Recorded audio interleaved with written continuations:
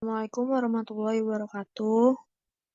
Kami dari kelompok 2 ingin mempresentasikan hasil kerja kelompok diskusi kami, yaitu tentang pengaruh koneksi internet, media pembelajaran, dan motivasi mahasiswa terhadap efektivitas perkuliahan daring pada masa pandemi COVID-19. Berikut ini adalah anggota kelompok kami. Yang pertama ada Aisyah Skarningrum, yang kedua ada Dara Dinanti, yang ketiga Nanda Suci Handayani, yang keempat Radina Amalia. Latar belakang. Wabah COVID-19 bermula timbul di Wuhan, Cina, dan telah diumumkan sebagai pandemik oleh Organisasi Kesehatan Dunia. Mengantisipasi penularan virus tersebut, pemerintah telah mengeluarkan berbagai kebijakan, seperti isolasi, social and physical distancing, hingga pembatasan sosial berskala besar atau PSBB. Kementerian Pendidikan dan Kebudayaan menerbitkan Surat Edaran Nomor 4 Tahun 2020 tentang pelaksanaan kebijakan pendidikan dalam masa darurat penyebaran coronavirus disease atau COVID-19. Berdasarkan surat edaran tersebut, Dinas Pendidikan memutuskan untuk bekerja dari rumah, sehingga proses pembelajaran dilakukan secara online atau pembelajaran jarak jauh, atau work from home. Pembelajaran online diharapkan dapat meningkatkan keterampilan, pengetahuan, dan potensi siswa di luar pembelajaran di kelas. Rumusan masalah. Yang pertama, untuk mengetahui apakah koneksi internet mempengaruhi efektivitas perkuliahan daring.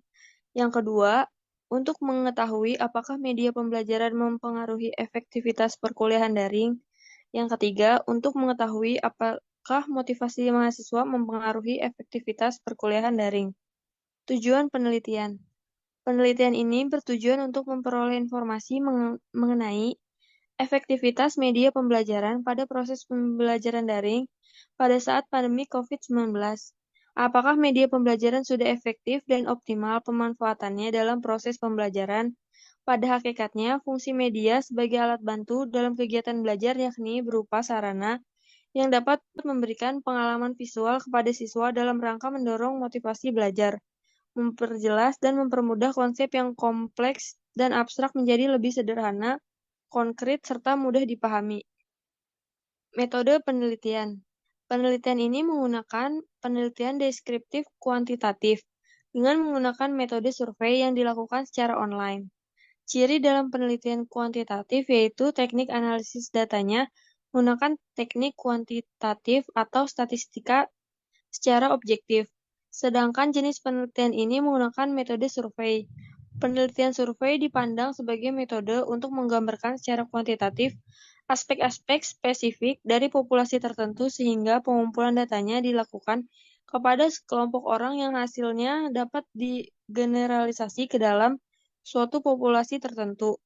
Penelitian survei sangat cocok digunakan dalam mengungkap bagaimana motivasi mahasiswa dalam pembelajaran daring pada masa pandemi COVID-19 ini. Populasi adalah keseluruhan kelompok dari orang-orang, peristiwa, atau barang-barang yang diminati oleh peneliti untuk diteliti. Sugiono mengemukakan bahwa populasi adalah wilayah generalisasi yang terdiri atas objek atau subjek yang mempunyai kualitas dan karakteristik tertentu yang ditetapkan oleh peneliti untuk dipelajari dan kemudian ditarik kesimpulannya. Sampel adalah bagian dari jumlah dan karakteristik yang dimiliki oleh populasi. Jika populasi besar dan peneliti tidak mungkin mempelajari semua yang ada pada populasi, maka peneliti dapat menggunakan sampel yang diambil dari populasi tersebut.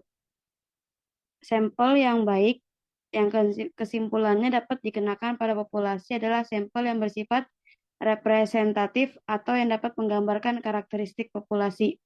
Penelitian ini melakukan perhitungan sampel menggunakan rumus N sama dengan N dibagi 1 tambah N kali E2. Keterangan N jumlah sampel yang dicari, N jumlah populasi, E margin error yang ditoleransi. Jika E atau margin yang digunakan adalah 5%, maka perhitungan sebagai berikut. 100 dibagi 1 ditambah 100 dikali 0,5 pangkat 2. 100 dibagi 1 tambah 100 dikali 0,0025 sama dengan 80. Maka sampel penelitian ini adalah 80 mahasiswa akuntansi yang melaksanakan pembelajaran secara daring. Hasil dari penyebaran kuesioner kemudian diolah menggunakan uji pengolahan data dengan menggunakan SPSS 16.0. Data yang telah dikumpulkan kemudian diuji dengan beberapa uji seperti statistik deskriptif, uji validitas, uji reliabilitas, uji normalitas, uji multikolonialitas, uji heterokedastisitas, uji statistik F, uji statistik T. Hasil dari beberapa pengujian kemudian dianalisis menggunakan SPSS 26. Statistik deskriptif. Berdasarkan hasil analisis bahwa jumlah responden dalam penelitian ini adalah 80 mahasiswa. Pembahasan mengenai nilai rata-rata, standar deviasi, minimum, dan maksimum dari masing-masing variabel penelitian akan dijelaskan sebagai berikut. Yang pertama, koneksi internet. Berdasarkan hasil uji statistik deskriptif, dapat disimpulkan berdasarkan total skor kuesioner, rata-rata mahasiswa akuntansi yang pertimbangkan koneksi internet sebesar 26,75 dengan standar deviasi yaitu sebesar 3,470. Total skor terkecil atau minimum sebesar 19. Sedangkan untuk total skor terbesar atau maksimum adalah sebesar 35. Yang kedua, media pembelajaran. Berdasarkan hasil uji statistik deskriptif, dapat disimpulkan berdasarkan total skor kuesioner. Rata-rata mahasiswa akuntansi mempertimbangkan media pembelajaran sebesar 23,64 dengan standar deviasi yaitu sebesar 2,729. Total skor terkecil atau minimum sebesar 16, sedangkan untuk total skor terbesar atau maksimum adalah sebesar 30. Yang ketiga, motivasi mahasiswa. Berdasarkan hasil uji statistik deskriptif, dapat disimpulkan berdasarkan total skor kuesioner, rata-rata mahasiswa akuntansi yang mempertimbangkan motivasi mahasiswa sebesar 29,45 dengan standar deviasi yaitu sebesar 3,073. Total skor terkecil atau minimum sebesar 21, sedangkan untuk total skor terbesar atau maksimum adalah sebesar 35. Yang keempat, efektivitas perkuliahan daring. Berdasarkan hasil uji statistik deskriptif, dapat disimpulkan berdasarkan total skor kuesioner rata-rata mahasiswa akuntansi yang mempertimbangkan efektivitas perkuliahan daring sebesar 28,10 dengan standar deviasi yaitu sebesar 1,907.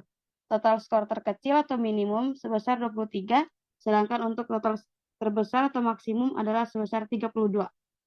Berikut tabel hasil analisis deskriptif statistik. Selanjutnya ada uji validitas.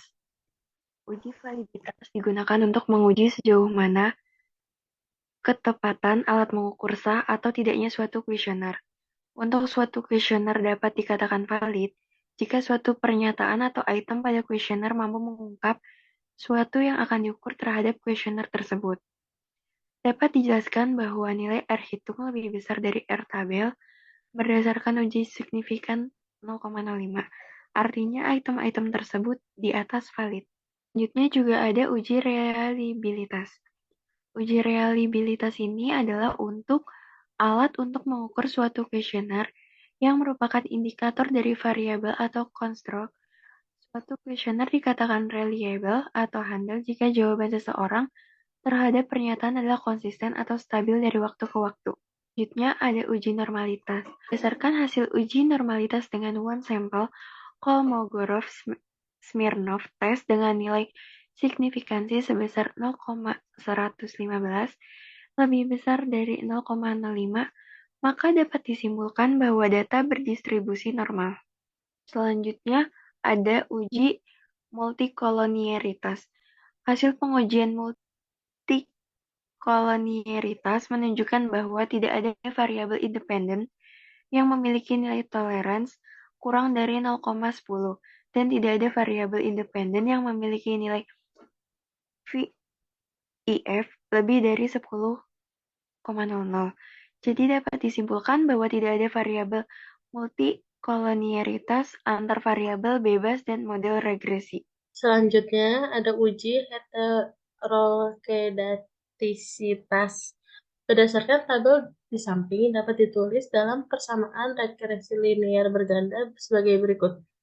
Y sama dengan 22,630, 1 ditambah 0,004 dikali 1, ditambah 0,131 dikali 2, ditambah 0,076 dikali 3, ditambah 2,296. Keterangannya, Y sama dengan efektivitas pembelajaran daring, X1 koneksi internet, X2 media pembelajaran, X3 motivasi mahasiswa. Alpha yaitu konstanta sebesar 22,631. Ini berarti apabila koneksi internet atau X1, media pembelajaran X2, dan motivasi mahasiswa atau S3 sama dengan 0, maka efektivitas pembelajaran daring atau Y sama dengan 22,631. Beta 1 yaitu nilai 0,004 ini berarti apabila koneksi internet meningkat satu satuan, maka efektivitas pembelajaran daring akan meningkat sebesar 0,004 satuan dengan asumsi variabel lain konstan. Beta 2 itu nilai 0,131 ini berarti apabila media pembelajaran meningkat satu satuan, maka efektivitas pembelajaran daring akan meningkat sebesar 0,131 satuan dengan asumsi variabel lain konstan. Beta 3 yaitu nilai 0,076. Ini berarti apabila motivasi mahasiswa meningkat satu satuan, maka efektivitas pembelajaran daring akan meningkat sebesar 0,076 satuan dengan asumsi variabel lain konstan. Uji statistik F. Berdasarkan uji ANOVA atau F-test, diperoleh nilai signifikansi sebesar 0,110. Karena nilai signifikansi lebih kecil dari 0,05 dan nilai F hitung kurang F tabel 4,758 kurang dari 0,037. Maka model regresi dapat digunakan untuk memprediksi koneksi internet atau X1, media pembelajaran atau X2, motivasi mahasiswa X3 secara bersama-sama mempengaruhi terhadap efektivitas pembelajaran daring. Uji statistik T. Yang pertama, hasil analisis menunjukkan koneksi internet memiliki nilai beta sebesar 0,004 dengan nilai signifikansi sebesar 0,952 lebih besar dari 0,54. Lebih besar dari 0,05 dan nilai T hitung lebih besar dari T tabel atau 0,583 lebih besar dari 0,00026. Berarti koneksi internet berpengaruh positif terhadap efektivitas perkuliahan daring sehingga H1 diterima. Yang kedua, hasil analisis menunjukkan media pembelajaran memiliki nilai beta sebesar 0,131 dengan nilai signifikansi sebesar 0,152 lebih besar dari 0,05 dan nilai T hitung lebih dari T tabel sebesar 0,624 lebih besar 0,00026 yang berarti media pembelajaran berpengaruh positif terhadap efektivitas perkuliahan daring sehingga H2 diterima. Yang ketiga, hasil analisis menunjukkan motivasi mahasiswa memiliki nilai beta sebesar minus 0,076 dengan nilai signifikansi sebesar 0,375 lebih kecil dari 0,05 dan T hitung lebih kecil dari T tabel minus 1,202 lebih kecil 0,00026. Arti motivasi mahasiswa berpengaruh negatif terhadap efektivitas pembelajaran daring sehingga H3 ditolak. Kesimpulan, penelitian ini berjudul Pengaruh Koneksi Internet, Media Pembelajaran, dan Motivasi Mahasiswa terhadap Efektivitas Pembelajaran Daring pada masa pandemi COVID-19. Pada tahun 2022, analisis pengaruh yang dilakukan dalam penelitian ini adalah statistik deskriptif, uji validitas, uji reliabilitas, uji normalitas, uji multikolonialitas, uji heterokedastisitas, uji statistik F, uji statistik T. Dengan program SPSS versi 26, data sampel digunakan sebanyak 80 mahasiswa dari 1.000 mahasiswa yang ada di program studi akuntansi Universitas Bhayangkara, Jakarta Raya. Pengujian dalam penelitian ini dapat disimpulkan sebagai berikut. Yang pertama, koneksi internet berpengaruh positif terhadap efektivitas perkuliahan daring. Yang kedua, media pembelajaran berpengaruh positif terhadap efektivitas perkuliahan daring. Yang ketiga, motivasi mahasiswa berpengaruh negatif terhadap efektivitas pembelajaran daring. Sekian penjelasan dari kelompok kami. Kurang lebihnya mohon maaf, semoga mudah dimengerti. Terima kasih. Wassalamualaikum warahmatullahi wabarakatuh.